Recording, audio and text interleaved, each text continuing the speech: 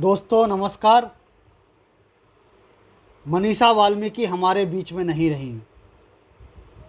उसके बाद जब कल उनका शव हाथरस आता है तो हाथरस पुलिस ने जो बर्ताव किया, जो सलूक किया,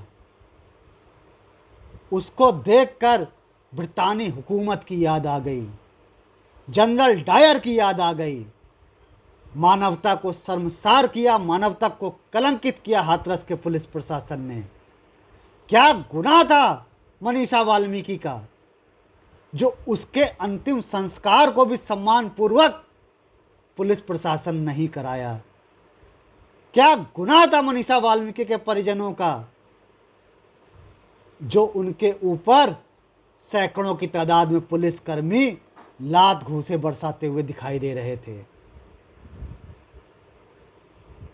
आखिर वो पुलिसकर्मी जो कल सैकड़ों की तादाद में वर्दी पहने हुए मानवता को शर्मसार कर रहे थे, कलंकित कर रहे थे, जिस समय मनीषा वाल्मीकि को न्याय की जरूरत थी, उस समय इनमें से एक भी पुलिसकर्मी आगे क्यों नहीं आया था?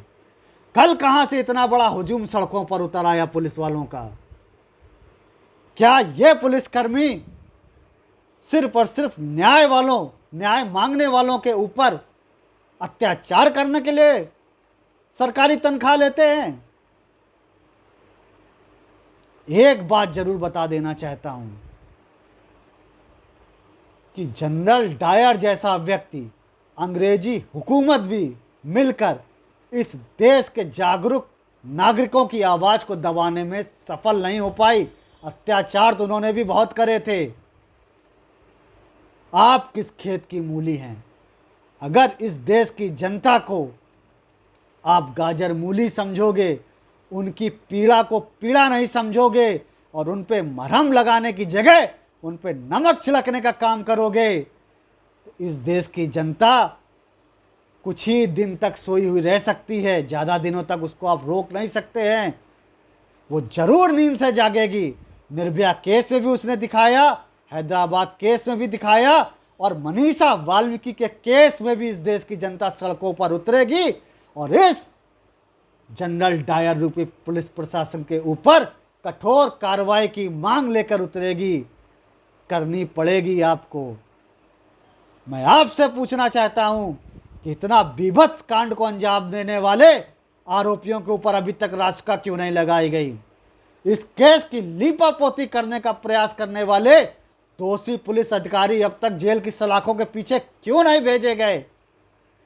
बार बार वहां का एसपी कह रहा है कि जब मनीषा वाल्मीकि ने बयान दिया उसके बाद हमने रेप का चार्ज जोड़ दिया गया। उस एसपी से पूछना चाहता हूं कि अरे बेवकूफ, क्या तुझे इतना नहीं पता कि जब कोई पीड़ित होता है और वो अस्पताल में ले जाया जाता है तो सबसे पहले ड्यूटी बनती है, ये जो आपकी गाइडलाइंस बनी है पुलिस की उसमें लिखा हुआ है, उसका सबसे पहले मेडिकल करना चाहिए। मनीषा वाल्मीकि का मेडिकल क्यों नहीं करा गया? तुझसे पूछना चाहता हूं एसपी। बातें बड़ी बड़ी बनाता, कभी कहता है कि मनीषा वाल्मीकि की जीभ नहीं काटी गई, कभी कहता है कि रीढ़ की हड्डी नहीं टूटी बल्कि गला दबाने के कारण उसकी एक स्पाइनल कार्ड का जरा सा हिस्सा टूट गया था। तो उससे पूछना चाहता हूं कि कारण गिना रहा है तू? वो लड़की मर चुकी है। जब इसी तरीके से किसी व्यक्ति को मारा जाता है तो वो कैसे उसकी गर्दन टूटी, कैसे उसकी जीभ कटी, ये कारण नहीं बताए जाते। ये देखा जाता है कि गुनाहगार ने किस तरीके से, किस विवत्सा के साथ गुनाह को अंजाम दिया है, और उस पर कार्रवाई करने के लिए तुम्हारे जैसे एसपी को हमारे टैक्स के पैसे से सरकार तनख्वाह देती है। तेरा काम था कि तू अपनी जिम्मेदारी को निर्वहन करता, लेकिन अपनी जिम्मेदारी को निर्वहन करने की जगह तू कारण बताता रहा। तू वर्दी पहनने के काबिल नहीं है, तेरी तो वर्दी उतार लेनी चाहिए। तू इस काबिल है। और आगाह कर देता हूं इस सरकार को भी कि अगर 48 घंटे के अंदर मनीषा के दोषियों के ऊपर रासुका नहीं लगाई गई और साथ ही साथ इस एसपी जैसे जिम्मेदार और दोषी पुलिसकर्मियों को जेल की सलाखों के पीछे नहीं भेजा गया तो हम चुप नहीं बैठेंगे। सड़कों पर उतरेंगे और सड़क पर उतरने के बाद हम जो भी करेंगे उसके लिए दोषी सिर्फ और सिर्फ पुलिस प्रशासन होगा और आप होंगे। और आपको जो भी करना हो हमारे खिलाफ आप कर लीजिए, हम आपको चेतावनी देते हैं।